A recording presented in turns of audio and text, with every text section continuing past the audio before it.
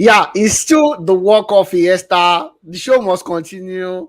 Um, I have some anti Cristiano Ronaldo with me today, but I'm not in the mood for Cristiano Ronaldo today. I'm in the mood for the World Cup. World Cup is starting pretty soon.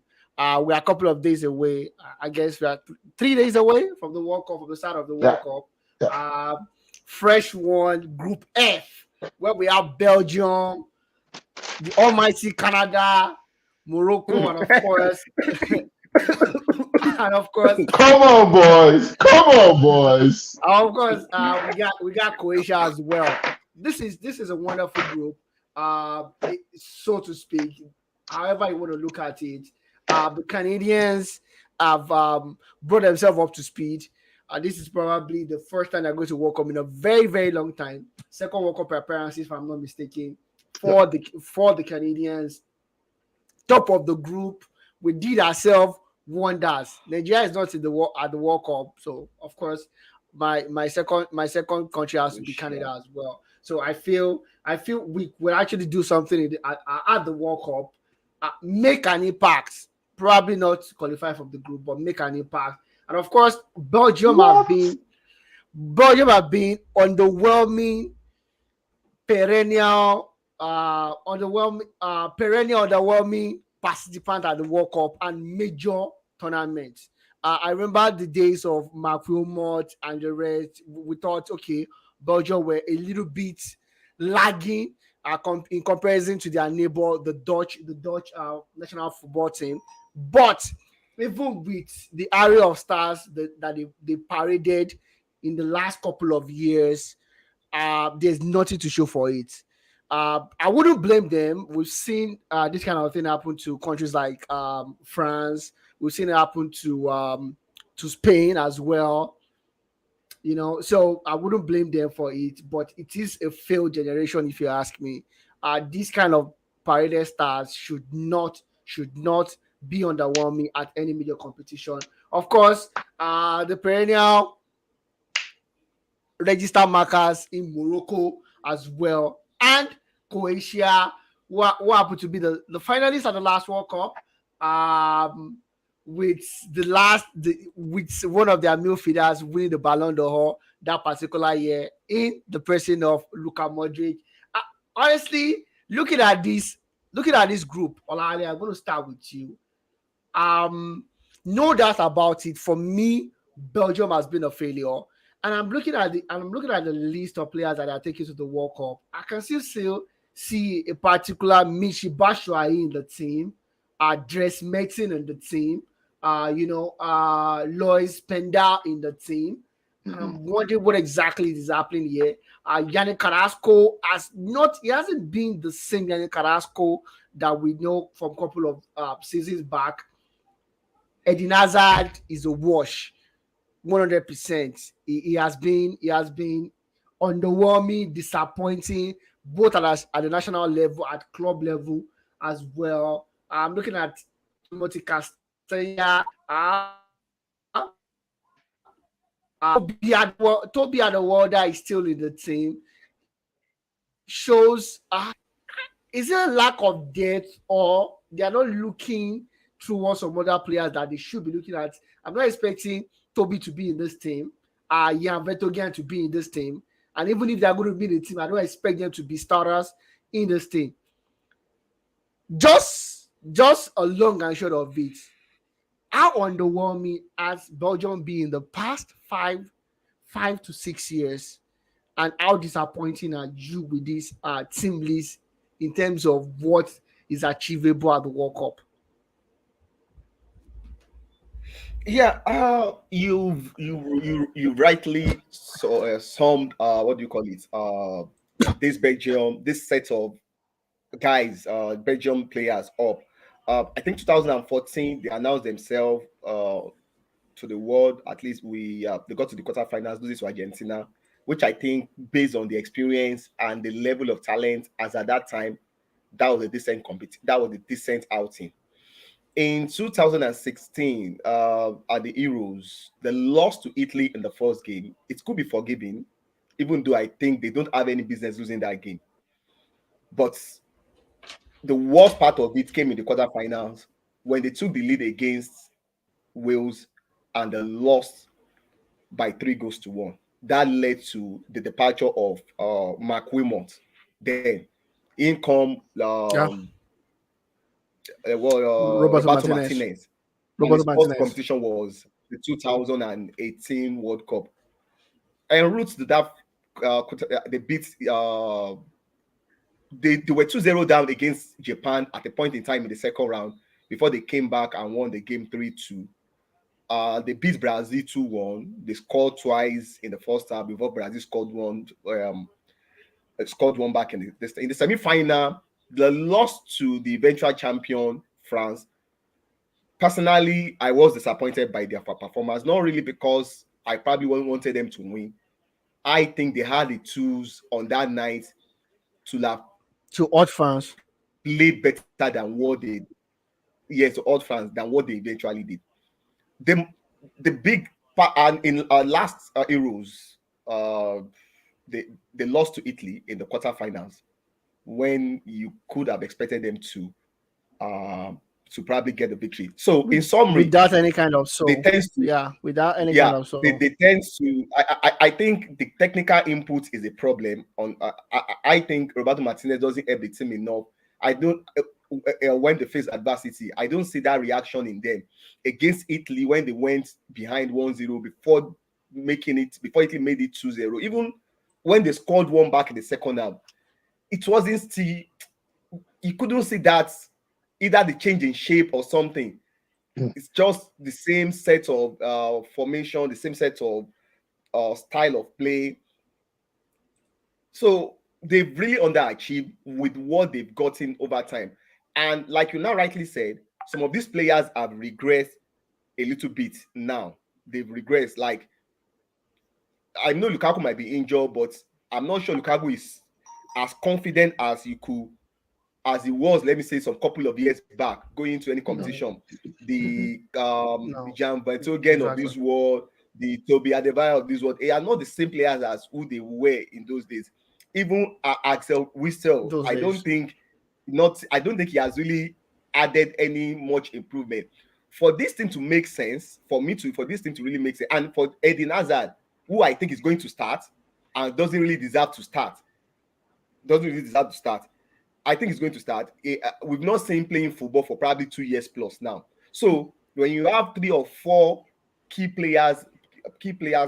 starting 11 players, not really in what we In the best normally know shape. them to be shape, I think it's worrisome, and it's for me. It depends on how they integrate the kinds of Yuri Tillman, Lisandro Trossard, and some couple of new guys into that team that will determine how far they will go.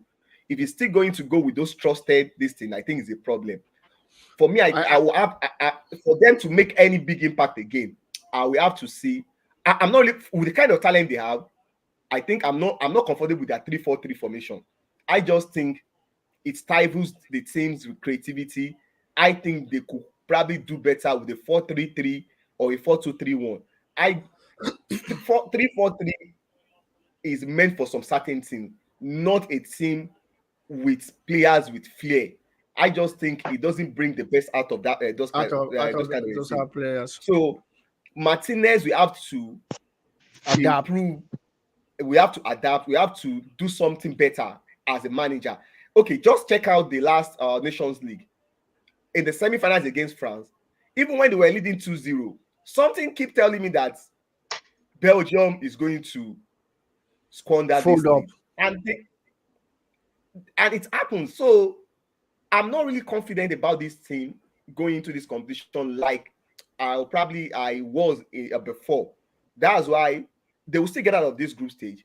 I just don't see them beating either Spain or Germany in the second round. I think Okay.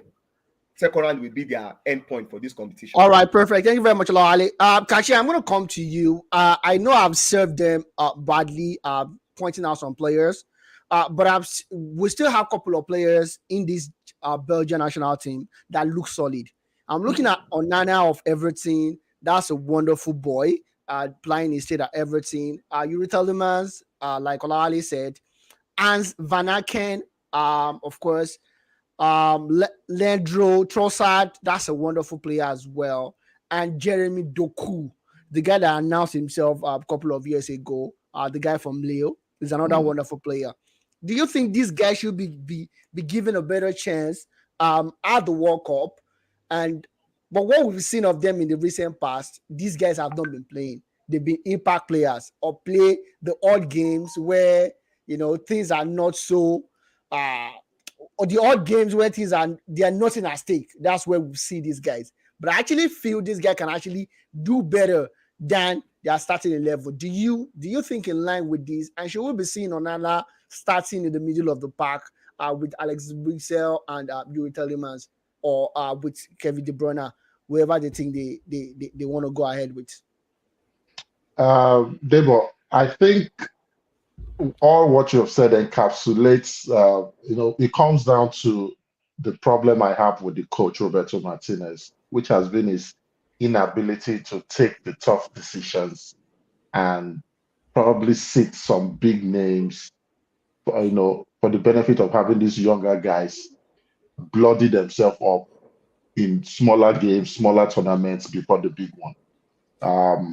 Martinez's reluctance to not start the pacey Jeremy Doku, and one name which you have failed to mention, simply maybe because you don't watch a lot of Syria, is Cataleri. I think is the future of Belgium. He has not been playing very well. That's why I think he's the future of Belgium. I think his inclusion is really not to make the impact in this tournament. But to your point, the fact that Roberto Martinez has been reluctant to sit a misfiring Eden Hazard, among other things, tells you why I'm slightly not very optimistic about Belgium's chances during this tournament. For all the attacking and midfield creativity they have, apart from the formation flaw, which Olawale already alluded to, they remind me so much of the Brazilian squad in the 1982 World Cup. A great midfield, excellent attack, but very, very suspect defense. And their targets, although that's what it looks like to me, is we don't mind conceding, but we have enough to outscore anyone, until they met the great Italian team led by Paolo Rossi, and they just couldn't outscore that team. That for me is the issue right now. The fact that Roberto Martinez is reluctant to make the tough calls and just look his players in the eye and say, you are not playing. For instance, you look at, I know Michi, I know you were reluctant to say, why is Michi on the team? But he's playing consistently for Fenerbahce right now.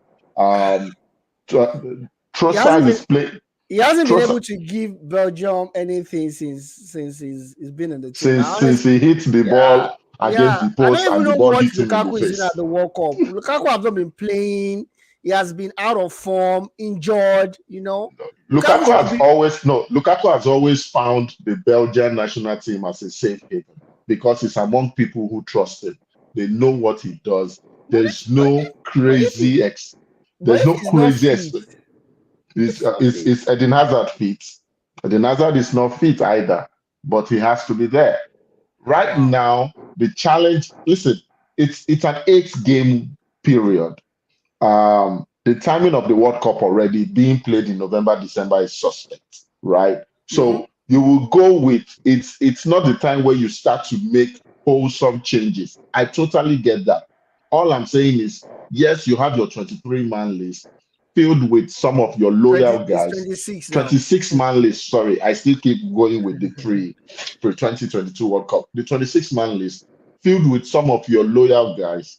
However, time may come, especially when you are playing against a Canadian team that are really pacey and will give your defenders a run for their money. That's really, I know we'll get to Canada very soon, but one of the reasons I'm optimistic about Canada's chances is because they will play a 3-man defense, and those 3 men between Alderweireld, Jan Vertonghen cannot keep up with the Davies on the right and the other young guy. I can't seem to remember his name now. The pacing number 7 who plays for Club Brugge. Club Brugge. can't remember his name now. I will try and get his name before the end of this. But he Okay, plays for go Club ahead. Brugge. He wears the number 7 shirt. They cannot keep up with him. So that really is my concern with Belgium. A plethora of talents in the middle and in the front, underutilized, and then an aging backline. And all this is down to the reluctance of the coach to take the tough To do decisions and and play form rather than name. Once he's able to do that, then they probably will stand a good chance. yeah, but just before we move on, I know we want to move and we want to move at the fast pace. And Olale, just a quick one. Who should be the front three for Belgium? Quickly. Yeah, now depending on the formation the manager wants to play. Let's assume it's a 4-3-3, a 4-3-3, 3-4-3. For me, I'll 4-3-3. I'll say, I 4-3-3 think I'll play formation. Trossard. Lisandro Trossard should be one of the front three. I'm not sure of Lukaku's fitness. If he's fit, probably I'll still start him. There's still a bit of some. I think his experience at this stage will count. And on the other side, it's depending on. I think I'll play Kevin De Bruyne in the midfield if it's a 4-3-3. So I will not put him on the right. I'll probably play Des Martins or Jeremy Doku or on the other flank. Yeah. So Okay, I think on based on form, Lisandro Trossard should start. Ahead of Lukaku. Kachi, what about you? I agree that Trossard should start. That boy has caused a lot of nightmares in the English Premier League right now. Liverpool fans obviously don't want to see him. Chelsea fans don't want to see him. Chelsea fans as well don't want to see him. Jeremy Even Doku was a breath of fresh air at the last Euros. I really would like. I haven't watched a lot of his club game. I would like to see how much he has progressed. He's been pretty well. Playing in Rennes may not be what you want to see, but I would like to see how much he has progressed. Even Torgan Hazard is not a bad option.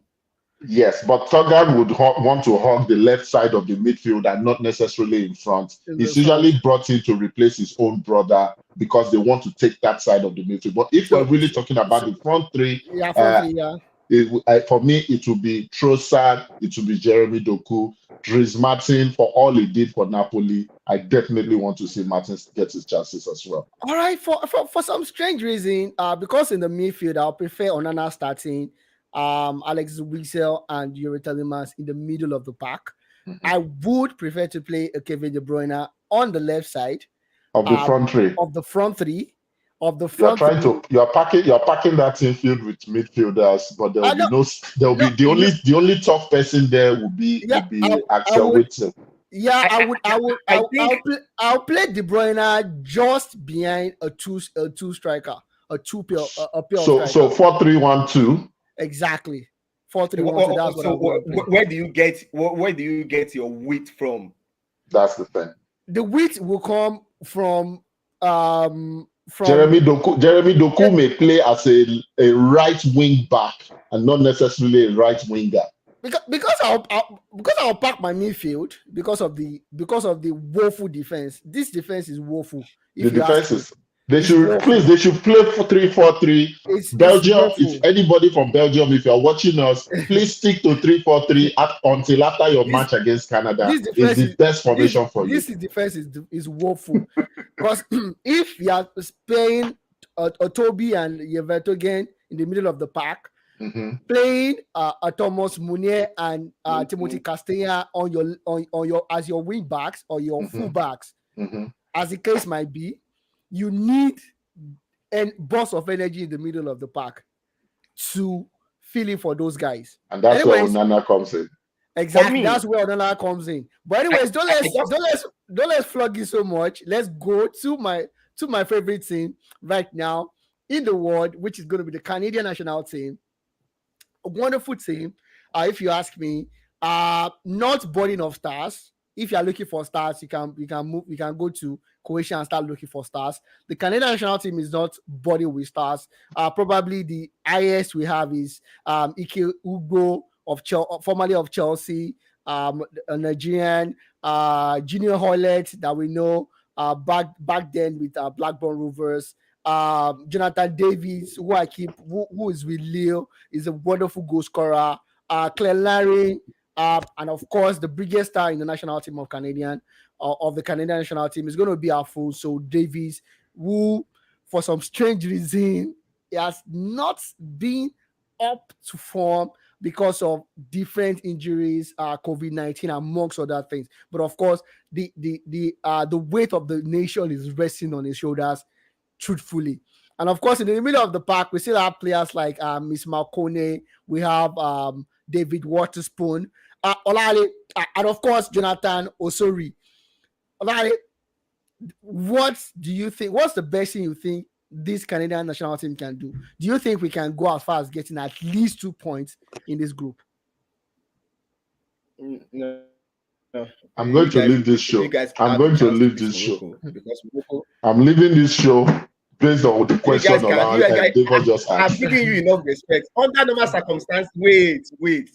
Under normal circumstances, if Morocco is going to act like a big brother that has been playing in the World Cup regularly, they should be able to get a victory over Canada, but I don't trust them.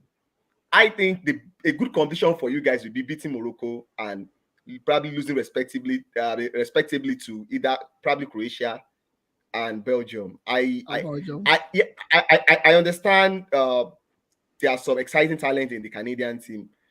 I just think we do. Croatia and Belgium are on another level. No matter how the weakness we highlighted in the Belgian team, it is not against that those weakness is not for Canada or what do you call it, or Morocco to exploit.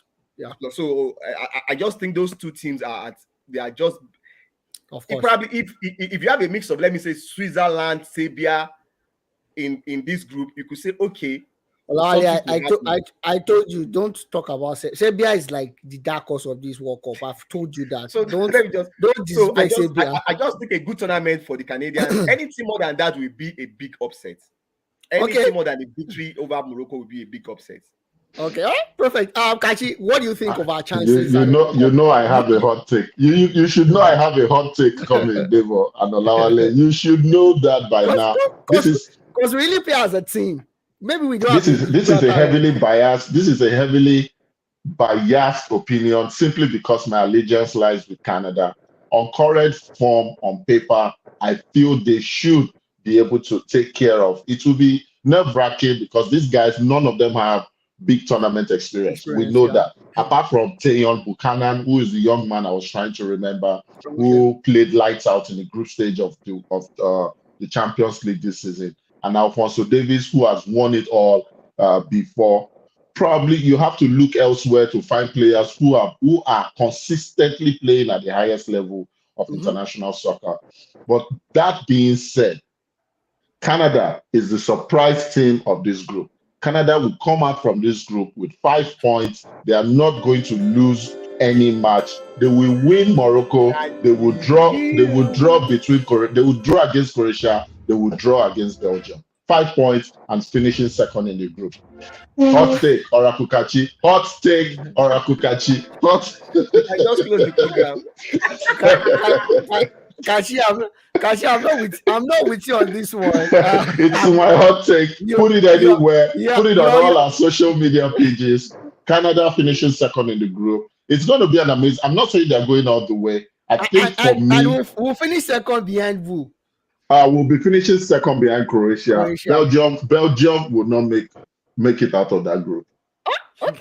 That's a very hot take, anyways. It's a hot take season right now. Canada 5 points, draw first. I think the sequence of the matches against Croatia first to get a draw. First game, it will be very interesting, and I'll be chatting you guys up on WhatsApp. Yes, well, we probably should have we probably would have a watch party on Wednesday, November 23rd. Wednesday, November 23rd. Wednesday is even in the 8 p.m. Nigerian time. 8 p.m. Nigerian time. That's about 2 p.m. at 8 p.m. Nigerian time. That's about 2 p.m. our time. Okay, I'm gonna try and make sure we have a watch party. But let's be serious now. Based on this, Canada has a lot not going for it, and the single biggest one is the fact that they don't have this tournament experience. Whether you want to count it for something important or not, I sincerely think it's a serious thing. a good tournament ideally for them would be to get a win, because I don't think they've won in the But tournament actually, for before. me, sorry, I think experience at this competition sometimes I think is overrated. At the group stage or at the knockout stage?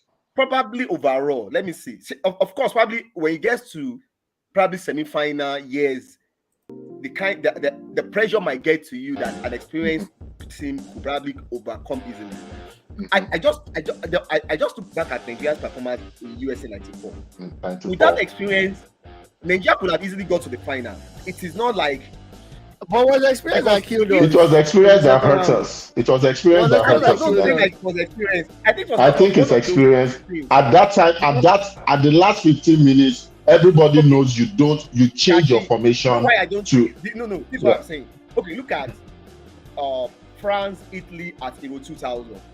Mm-hmm. Italy were leading 1-0 up to like 89 minutes before Silvia Wutos got that equalizer. I don't think the Italians succumbed because we're not experienced. Some things just. It was momentum. It was just the momentum. No, Olale, you can't. It was momentum of the equalizer, and the same thing happened in Atlanta '96. As soon as Nigeria got that equalizing goal, momentum, morale, experience was thrown out of the window. I'm only saying to close out the game. Yeah. For me, Kachi, I disagree with Olale with that. Don't use an analogy of France versus Italy. And Kachi don't even use Brazil versus Nigeria Atlanta 96.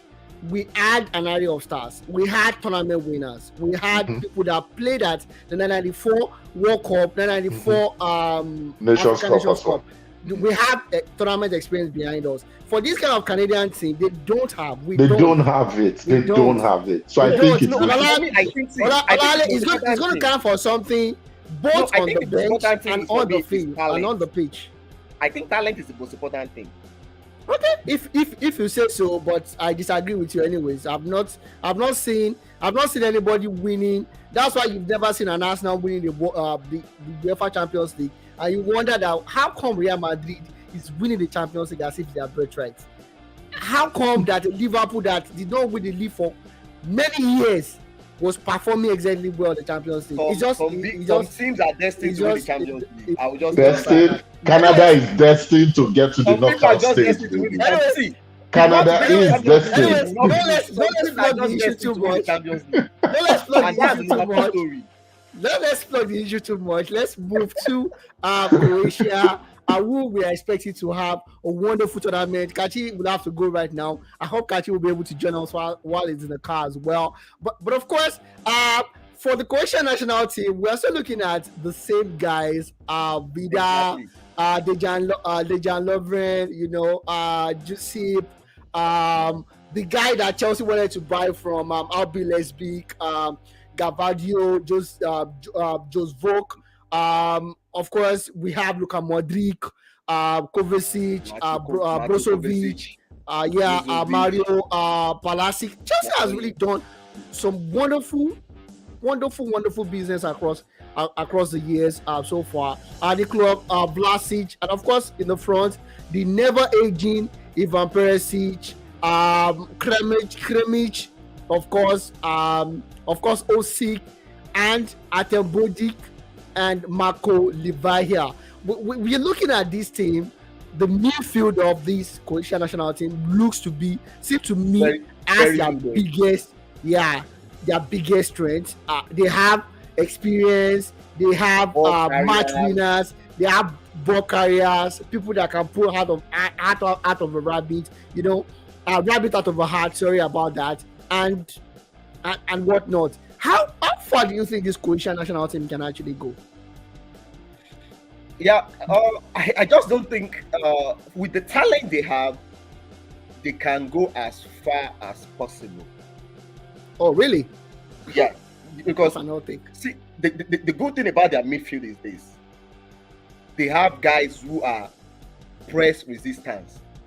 They have guys who can change the pace of the game to suit whatever they want to do at any point in time. In Mario Pasalic, in Flag, especially Kovacic and Luka Modric. That is their area of specialization. And Brozovic is a wonderful ball carrier and press resistance as well. I'm not saying probably they will get to the final because I think their potential second round opponent is going to be very tricky. It's either Germany or Spain. And yeah. If they meet Spain, I can't rule out them beating Spain. Honestly speaking, probably can. Oh really? Yes, I mean, it's possible. I'm not saying it's going to happen. Possible. It's possible. Exactly. Yeah, it's possible. Looking at the matchup, they match up very, very well. So I think they still are probably the same team as they were 4 years ago. They had at the last World Cup. Yeah. At the last World Cup, and I don't much have not really changed about this team. But I'm worried for the attack. I'm looking at the attack. If your striker is going to be someone like Andre Kramaric, that's also I think good. The weakness you are spot on. I think the weakness in this team is going to be the attack. Either Kramaric, either Ante Rebic, or whoever is going. I think that I can't see Ante Rebic in this team. What's the name of this guy that plays for Bayern and Atletico Madrid? What's his name? For some where is it? I can't remember his name. I just think this departure. I think that was their undoing at the last Euros too. I think they don't have that target man that can finish. And with somebody like Ivan Perisic on the wings, if they have a center forward, a reliable center forward, it should be sure goals for the guys. Exactly. I think their attack is the major weakness in this team. Exactly. Because I don't know, Kramaric is not a bad striker. Kramaric is not bad, but is it not reliable? He's not reliable. He's not reliable. That's the problem. And Bruno Petkovic was highly like in Croatia. Bruno Petkovic is highly rated. But we're not really seeing him translating that into the national team yet. Unless he's going to take the tournament by storm. Because at the last Euros, we were expecting him to start on, but the coach eventually stick with Kramaric, and we saw him coming in some of those games. If he's going to step up, is the next person that I think looks like that center forward. So solid center forward to next level. Okay, and the good thing about Kramaric is he can play as a left forward, as a right forward. He doesn't have to be a center forward. Exactly. That's just a good thing about him. I'm looking at this Moroccan national team. They're still looking, of course, Achraf Hakimi, who happens to be the biggest name in the team. We can still talk about Sofiane Boufal that used to play for Southampton, Youssouf Khalseri that is lighting up the French league as well. I'm not so. There's nothing so tantalizing about the Moroccan team, honestly. But do you think they can actually spring surprise and have a say in who finishes first in this group? Maybe a draw against Belgium or a draw against Croatia that could actually ruin the person that eventually finished top of this group. Do you think they have a say? They could have a say. I'm not sure they have a say. I've never trusted this Moroccan team at any point in time. Even with Ziyech going back into that thing, I don't think it's that influential as it was some couple of years back. Achraf Hakimi being a right back or a right wing back, I don't know how much you can influence game from that side of the pitch. You want your best player. When you have an average team like this, and you have one exceptional player, the place you want that player to be either very close to the final third. Exactly, or let me say behind the strike, like a playmaker behind the strike. So it's difficult for your best player to influence the game from the flanks. So that's my concern about this team. I don't see. I'll remind you someone that I will remind you someone. Do you know that person? Can you think the person used to play in Spain? Is it Jessica Mendieta? No, he used to play in Spain. He's going to the World Cup as a 39-year-old. 39-year-old. Yeah, Daniel Alves. Oh, Daniel Alves. No Barcelona. Yeah, but again, the overall talent in Sevilla is not that bad. Yeah, no, go ahead. I just wanted to. Yes, I I just understand. remember So for me, I just think it's an average team. Not much is expected from them. I think for them to just like the Canadians, I think a good tournament for them will be getting a victory over Canada. Canada. And Okay. whatever happens against, They're not gonna beat us. Forget it. They're not gonna beat us. Forget it.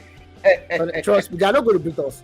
Honestly, I understand the fact that Canada looks as if we are going to be a perennial loser at this World Cup, or we are going to be the whooping team of this team or of this group.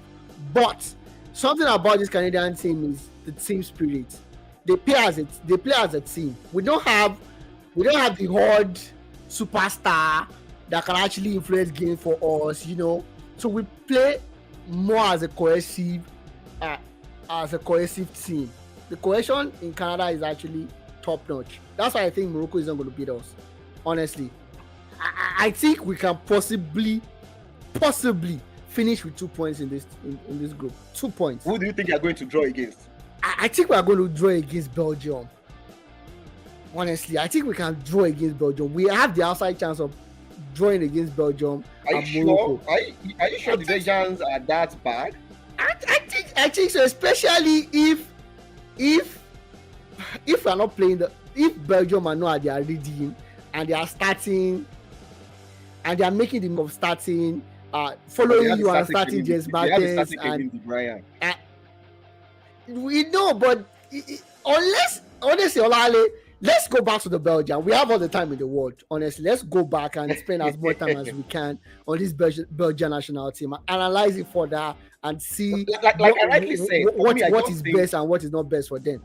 Olale, look at it. What's going to be your starting 11 for Belgium? Playing a 4-3-3 formation. Now, I think I will start. What's the name? The name of this? Courtois. Real Madrid goalkeeper Thibaut Courtois. Courtois. Will start. Yeah. I think I will go for a 4-3-3. I will start Munia on the right. I will probably start Castella on the left. I think I will start this Leicester City new boy, who's Fahez, or what's his name? Yeah. The new boy that just joined Leicester City. Oh, okay. I think I will start him at the center of the defense. Probably I don't know. Yeah, but again, command that respect so much. But again, it's still better than Toby Alderweireld.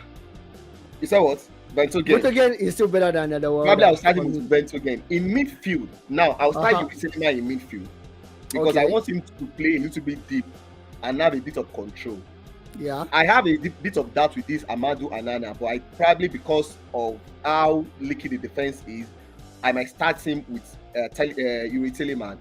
Him to provide that steal, Yuri Tielemans to provide what do you call it? That control from a deep position. Yeah. So the third man for me in midfield, who is going to play the advanced role, will be Kevin De Bruyne. I want Kevin De Bruyne to influence the game as much as possible. From the middle, being able to field the front three quality passes. So in my front three, I'm going to start Lisandro Trossard. I'm going to start Lukaku if he's fit, and I'm going to start probably Griezmann on the right, which I think I'm not sure either of Canada or Morocco should trouble this if they play probably up to like 7% of their capacity. Yeah, 100%.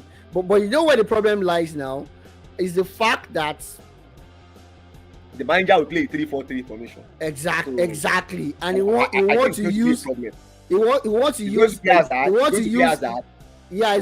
Yannick Carrasco and Thomas Castella or Timothy Castella. I just don't think that formation or Thomas is Munia as the wing back. That's what he's going to do. That's what he's going to do. And once he does that, he leaves him thin in the middle of the pack. Exactly. He leaves him very thin in the middle of the pack. So what does he do in the middle of the pack?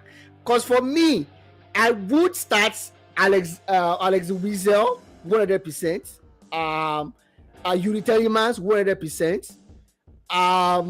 I would want Kevin De Bruyne to be pushed a little bit to the front, like I said before, because of the defense, because of the shaky defense. If you are starting watch face, that's a problem. The boy is the new David Luiz. 1 minute is brilliant, the other minute is playing as if I see something struck him in the head. I just You know don't what think I'm Kevin saying? De Bruyne will influence the game enough being on the right. I think probably you will be underutilizing what he will be able to do playing on the right. But if you are paying KDB in the hole behind, okay, that gives you trouble again, because you don't even have the striker and the width from the wing.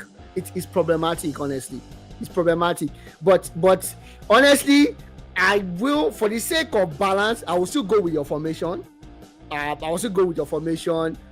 Onana will not start. I'll play Telemans and Witsel. Yeah, I'll play Telemans and Witsel. Combination. I'll play Telemans and Witsel with Kevin De Bruyne. Exactly. I think that gives them a bit of better balance across the pitch. I think the 3-4-3 formation is their biggest now. Yeah, but my biggest worry would be how fit Lukaku. I've seen Lukaku over the past couple of weeks. Lukaku is not fit.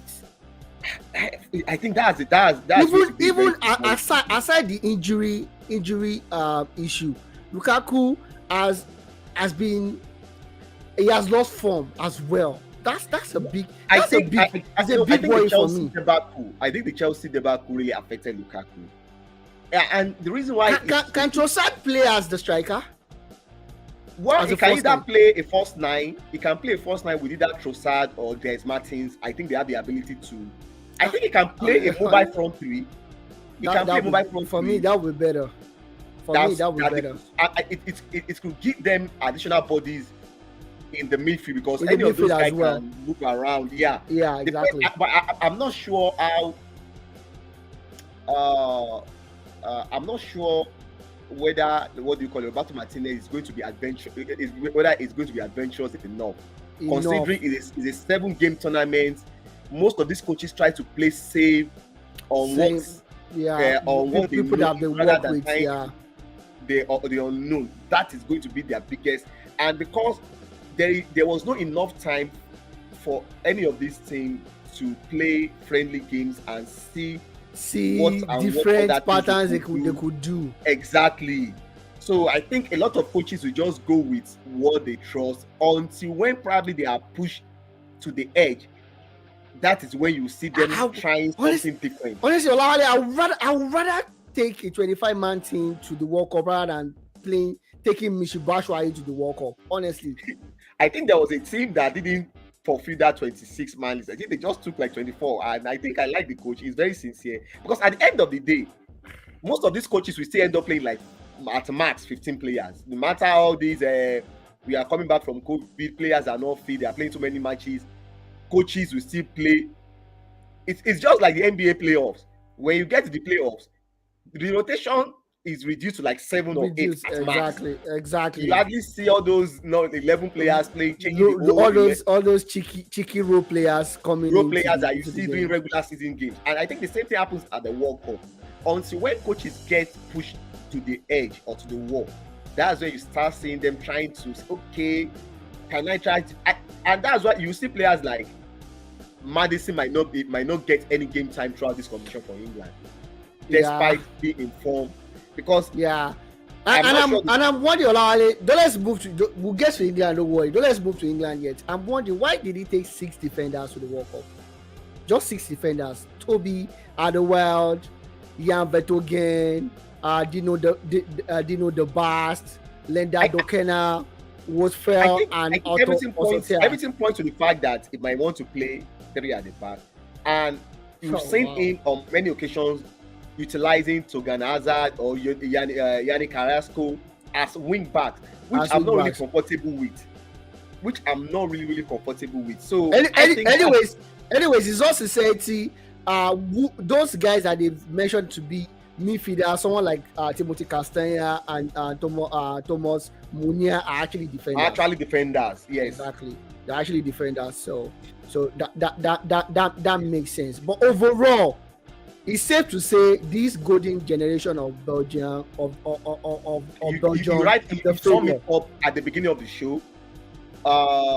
Like I said, they announced their arrival in 2014, which I think they did pretty well, up based on their level of exposure and experience at that time. I think that was a decent outing. But from 2016 onward, they've been underwhelming when the expectations were high. I think they could have done better even in 2018. I think losing to Wales in 2016 was a very big disaster. Was a disaster. When we have a team that parades KDB, Eden Hazard of Chelsea, not of Real Madrid, Romelu Lukaku as well of Everton back then, or West Brom, they should be doing better. Dries Mertens of Napoli, they should be doing better. They should be doing better, honestly. They should be doing better in recent past. But like I said, that is why for me, we saw it with Spain as well. I don't rate them this time around. Yeah, probably they will now surprise us. They have a big task ahead of them in the second round. The second round matchup between these two groups, I think, is going to be the most interesting one. All right, perfect. Croatia with either Germany or Spain. Belgium with either Germany or Spain. It's going to be. Yeah, that'll be a fabulous one to see. But I can almost guarantee you that Spain and Germany will come out tops against these two sides. Honestly, that's what I think. I stand to be corrected. I don't like Luis Enrique, like I said yesterday, but that Spanish national team is a. I think we are sleeping on that team. It's a good team. Yeah. It's a very, very good team. Honestly, it's a very, very good team. Anyways, that's the show for today, and that's the wrap for today. Till we see you again tomorrow, where we'll be analyzing Group G. Don't go anywhere, guys, and don't stop loving sports. Bye, guys.